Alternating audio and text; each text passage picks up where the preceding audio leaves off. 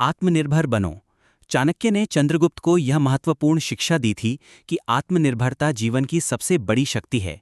उन्होंने समझाया, जब तुम स्वयं पर भरोसा करोगे तो दुनिया की कोई ताकत तुम्हें हिला नहीं सकेगी।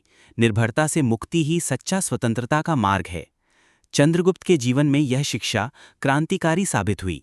उसने न केवल अपने शरीर को परिश्रम से मजबूत किया, बल्कि अपने मन और बुद्धि को भी विकसित किया। उसने दिनचर्या बनाई, सुबह जल्दी उठना, योगाभ्यास करना, कठिन परिश्रम से खुद को व्यस्त रखना। वह किसी पर निर्भर ना रहते हुए स्वयं की कमियों को पहचानता और उन्हें दूर करने में जुट जाता। चाणक्य ने एक बार चंद्रगुप्त से पूछा, यदि तुम्हें आज अपने राज्य की सारी शक्ति छोड़ दी जाए तो क्या तुम फिर भी खुद को मजबूत समझोगे? चंद्रगुप्त ने दृढ़ता से उत्तर दिया, गुरुजी, मेरी शक्ति केवल राज्य की संपत्ति में नहीं, बल्कि मेरे ज्ञान, अनुशासन और कर्मठता में निहित है। चाणक्य मुस्कुराए और बोले, सही उत्तर। यही आत्मनिर्भरता का पहला और सबसे महत्वपूर्ण रहस्य है। चंद्रगुप्त ने अपने प्रयासों में निरंतरता बनाए रखी। उन्होंने छोटे छोटे व्यापारिक कार्य किए। बाजार में जाकर व्यापारिक समझदारी से सौदेबाजी करना सीखा। घर के कामकाज से लेकर सार्वजनिक कार्यों तक हर क्षेत्र में आत्मनिर्भर बनने की दिशा में काम किया। उसके प्रयासों से यह स्पष्ट हो गया कि आत्मनिर्भरता केवल शब्द नहीं, बल्कि जीवन का व्यावहारिक सिद्धांत है। धीरे धीरे चंद्रगुप्त का नाम आसपास के लोगों में फैलने लगा। लोग उसे एक ऐसे युवक के रूप में जानने लगे जो अपनी मेहनत और बुद्धिमानी से खुद को स्थापित कर रहा था। वे उसके विचारों और कार्यशैली से प्रेरित होने लगे। एक दिन चाणक्य ने चंद्रगुप्त को एक कहानी सुनाई। एक बार एक किसान था जो हमेशा दूसरों पर निर्भर रहता था। उसकी फसल खराब हो गई तो उसने दूसरों से मदद मांगी, परंतु कोई उसकी मदद नहीं कर सका क्योंकि उसने कभी स्वयं का ज्ञान और कौशल विकसित नहीं किया था। वहीं दूसरा किसान था जिसने हर दिन मेहनत की, नई तकनीकें सीखी और अपने खेत को उपजाऊ बनाया। जब विपत्ति आई तो वह स्वयं अपनी सहायता कर सका और सफल भी रहा। यही आत्मनिर्भरता का असली मूल्य है। चंद्रगुप्त ने यह कहानी अपने हृदय में गहराई से उतार ली। उसके बाद से उसने हर कार्य में आत्मनिर्भर बनने का प्रयास किया। कभी भी उसने किसी पर निर्भर होने की गलती नहीं की, चाहे वह सामरिक योजनाएं बनाना हो, प्रशासनिक निर्णय लेना हो या समाज की समस्याओं का समाधान करना हो। चंद्रगुप्त ने हमेशा अपने ज्ञान, अनुभव और मेहनत से काम लिया। चाणक्य ने यह भी स्पष्ट किया कि आत्मनिर्भरता का मतलब केवल स्वयं को मजबूत बनाना ही नहीं, बल्कि दूसरों को भी सशक्त बनाना है। जब तुम दूसरों को आत्मनिर्भर बनाने में सहयोग करोगे, चाणक्य ने कहा, तब तुम समाज का सशक्त नेता बनोगे। इस शिक्षा से चंद्रगुप्त ने समाज के कमजोर वर्ग को भी सशक्त बनाने की दिशा में काम शुरू किया। उसने गरीब, अनपढ़ और दलित वर्ग के लिए शिक्षा और रोजगार के अवसर सुनिश्चित किए। उनका उद्देश्य था कि हर व्यक्ति आत्मनिर्भर बनकर समाज में सम्मानित स्थान प्राप्त कर सके। चंद्रगुप्त की यह नीति धीरे धीरे साम्राज्य भर में फैल गई। लोग समझने लगे कि आत्मनिर्भरता केवल व्यक्तिगत शक्ति का विकास नहीं, बल्कि समाज की प्रगति का आधार भी है। चाणक्य की यह शिक्षा चंद्रगुप्त को केवल एक शक्तिशाली राजा नहीं, बल्कि सच्चा समाज सुधारक भी बना गई। इस प्रकार चंद्रगुप्त ने आत्मनिर्भरता के पहले तरीके को पूरी तरह से अपनाया। यह उसका पहला कदम था उन 8 तरीकों की ओर जो उसे न केवल महान शासक बनाते, बल्कि लोगों के दिल में अमिट छाप छोड़ते। विनम्रता का प्रदर्शन। चाणक्य ने चंद्रगुप्त को यह समझाया कि विनम्रता एक ऐसी शक्ति है जो बड़ी से बड़ी ताकत से भी अधिक प्रभावशाली होती है।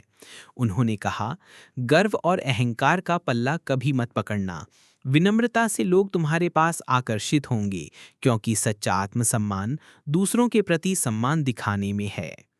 चंद्रगुप्त ने अपने जीवन में विनम्रता को सर्वोच्च प्राथमिकता बना ली।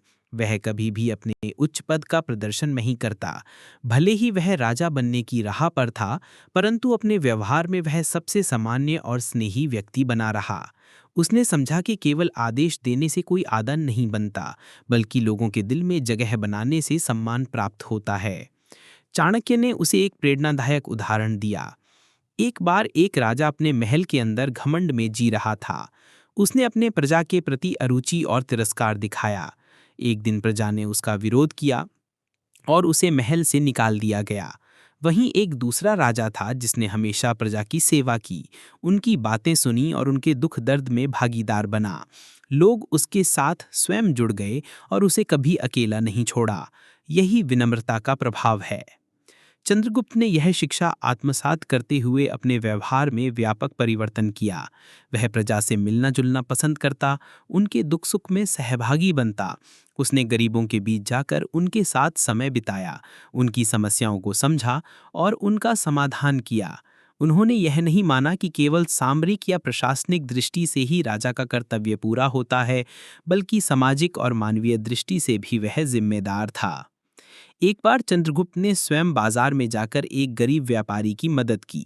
उस व्यापारी के पास पैसे नहीं थे, परंतु उसने अपने छोटे छोटे प्रयासों से अपने परिवार का भरण पोषण करने की पूरी कोशिश की थी।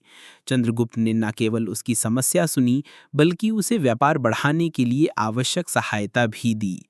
इस घटना से पूरे राज्य में यह संदेश फैल गया कि राजा का मुख्य कर्तव्य जनता की सेवा करना है। चाणक्य ने चंद्रगुप्त से कहा, जब तुम विनम्रता से दूसरों से बात करोगे, तब वे तुम्हें अपना आदर्श मानने लगेंगी। विनम्रता में न केवल शक्ति है, बल्कि उसमें आत्मसम्मान की झलक भी होती है। चंद्रगुप्त ने न केवल अपने उच्च पद को विनम्रता से निभाया, बल्कि अपने अनुयायियों को भी यही शिक्षा दी। उसने अपने मंत्रियों, सैनिकों, कर्मचारियों और प्रजा को हमेशा सम्मानपूर्वक व्यवहार करना सिखाया। उन्होंने सभी के विचारों और सुझावों को ध्यान से सुना, चाहे वह कितने भी साधारण क्यों ना होते। इस नीति के कारण धीरे धीरे चंद्रगुप्त की लोकप्रियता बढ़ती गई। लोग उसके पास अपनी समस्याओं और सुझावों के साथ आने लगी।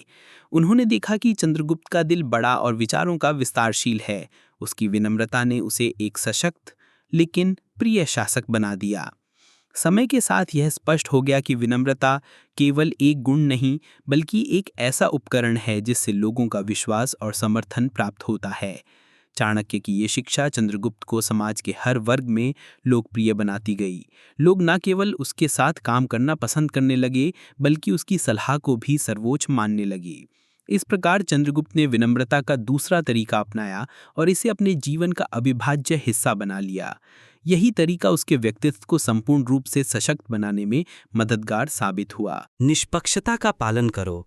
चाणक्य ने चंद्रगुप्त को समझाया कि निष्पक्षता जीवन की वो नींव है जिस पर स्थायी सफलता और सम्मान आधारित होते हैं। उन्होंने कहा, जब तुम निष्पक्ष बनकर निर्णय लोगे तो लोग केवल आदेश मानने के लिए नहीं, बल्कि तुम्हारे न्यायप्रियता और बुद्धिमानी के कारण तुम्हारे पीछे खड़े होंगे। चंद्रगुप्त के मन में ये बात गहराई से उतर गई। उन्होंने प्रतिज्ञा की कि अपने शासनकाल में हर निर्णय न्याय के आदर्श पर आधारित होगा, चाहे वो कोई सामान्य नागरिक की छोटी समस्या हो या साम्राज्य के बड़े राजनीतिक निर्णय। हर बार वह निष्पक्षता के साथ कार्य करता। चाणक्य ने उदाहरण दिया, एक न्यायाधीश था जो हमेशा पक्षपाती निर्णय देता था। उसके कारण न्याय व्यवस्था में विश्वास खत्म हो गया। परंतु एक और न्यायाधीश था जो कभी भी किसी की सामाजिक स्थिति, संपत्ति या प्रभाव से प्रभावित नहीं होता था। उसके निर्णयों में केवल न्याय और सत्य की पराकाष्ठा दिखाई देती थी। यही न्यायपालिका का असली स्वरूप है। चंद्रगुप्त ने प्रशासनिक कामों में निष्पक्षता को सर्वोच्च प्राथमिकता दी। एक दिन राज्य के एक महत्वपूर्ण मामले में दो बड़े सामंतों के बीच विवाद हुआ। दोनों सामंत अत्यंत शक्तिशाली और प्रभावशाली थे, परंतु चंद्रगुप्त ने पूरी निष्पक्षता से तथ्य एकत्र किए और निष्पक्ष निर्णय दिया। उसके निर्णय में ना तो कोई पक्षपात था, ना कोई लालच। लोग चंद्रगुप्त के इस फैसले से अत्यंत प्रभावित हुए। उन्होंने देखा कि राजा का निर्णय केवल उसके सामरिक बल या राजनीतिक प्रभाव पर आधारित नहीं, बल्कि केवल सत्य और न्याय पर आधारित होता है। इसी कारण सामंतों ने भी चंद्रगुप्त के निर्णय को सम्मानित किया और उसकी न्यायपालिका में विश्वास रखने लगे। चाणक्य ने चंद्रगुप्त से कहा, यदि तुम निष्पक्षता के मार्ग पर चलोगे तो तुम्हारा साम्राज्य केवल बाहरी ताकत से नहीं, बल्कि जन समर्थन से भी सशक्त होगा। चंद्रगुप्त ने ये बात न केवल अपने प्रशासन में लागू की, बल्कि अपने व्यक्तिगत जीवन में भी अपनाई। उसने अपने मित्रों, परिवारजनों और कर्मचारियों के साथ निष्पक्ष व्यवहार किया। जब कभी उसे किसी समस्या का सामना करना पड़ा, तो उसने अपने मन की आवाज़ सुनकर न्याय का फैसला किया। ना तो वो किसी दबाव में आए, ना ही अपनी स्वार्थपरता के कारण निर्णय बदला। समाज में यह बात फैलने लगी कि चंद्रगुप्त के न्याय में न केवल स्थिरता है, बल्कि उसमें समर्पण और ईमानदारी भी विद्यमान है। लोग उसकी निष्पक्षता को देखकर प्रेरित हुए। छोटे से बड़े सभी वर्ग के लोग उसके न्याय को आदर्श मानने लगे। जनता के बीच विश्वास का वातावरण बन गया। चंद्रगुप्त ने यह भी समझा कि निष्पक्षता का पालन केवल निर्णय लेने तक सीमित नहीं है, बल्कि उसे अपनी पूरी सोच, व्यवहार और कार्यशैली में स्थायी रूप से उतारना चाहिए। उसके इस दृष्टिकोण ने न केवल उसके शासन को सुदृढ़ किया बल्कि उसके व्यक्तित्व को भी सर्वमान्य बना दिया। दूसरों की सफलता में सहयोग करो। चाणक्य ने चंद्रगुप्त से समझाया, जब तुम दूसरों की सफलता में सहयोग दोगे तब वे भी तुम्हारी सफलता में सहायक बनेंगे। ये संबंधों की शक्ति है। चंद्रगुप्त ने इसे अपने जीवन का मूल मंत्र बना लिया। उसने सामंतों, साधारण नागरिकों, विद्वानों और व्यापारियों की सफलता में सहयोग देना शुरू किया। यदि किसी को कठिनाई हो रही थी तो वह स्वेच्छा से उसकी मदद करता। बिना स्वार्थ के केवल समाज की भलाई के उद्देश्य से चंद्रगुप्त ने अनेक नए व्यापारिक मार्ग खोले, शिक्षण संस्थान स्थापित किए और लोगों को रोजगार के अवसर उपलब्ध कराए। एक उदाहरण के रूप में चंद्रगुप्त ने एक छोटे व्यापारी की मदद की। वह व्यापारी कठिन समय से गुजर रहा था। उसके पास व्यवसाय बढ़ाने के लिए साधन नहीं थे। चंद्रगुप्त ने उसकी समस्या को सुना, उचित सुझाव दिए और उसे नए व्यापारिक संबंध स्थापित करने में मदद की। कुछ वर्षों में वह व्यापारी एक सफल व्यापारी बन गया। उसने चंद्रगुप्त का नाम अपने व्यापारिक साख के साथ जोड़ा और अपने ग्राहकों को बताने लगा कि उसने इस सफलता को चंद्रगुप्त की सहायता से पाया है। इस नीति के कारण लोग चंद्रगुप्त के पीछे खींचने लगे। उन्होंने देखा कि उसकी सहायता का उद्देश्य केवल खुद का स्वार्थ नहीं बल्कि समाज और राष्ट्र की प्रगति है। धीरे धीरे यह समझ फैल गई कि चंद्रगुप्त केवल एक शक्तिशाली शासक नहीं बल्कि एक सच्चा समाज सुधारक भी है। वह अपनी सफलता में दूसरों की भागीदारी को महत्व देता था और यही सोच उसके साम्राज्य को सशक्त बनाती गई।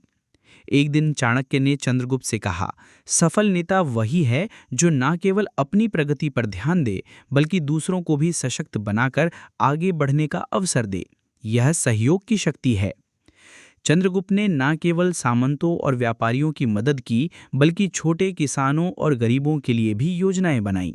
शिक्षा का प्रचार प्रसार किया ताकि हर व्यक्ति आत्मनिर्भर बन सके। उसने सामाजिक भेदभाव मिटाने की दिशा में कदम बढ़ाए ताकि समाज में समरसता और समानता का वातावरण बना रहे।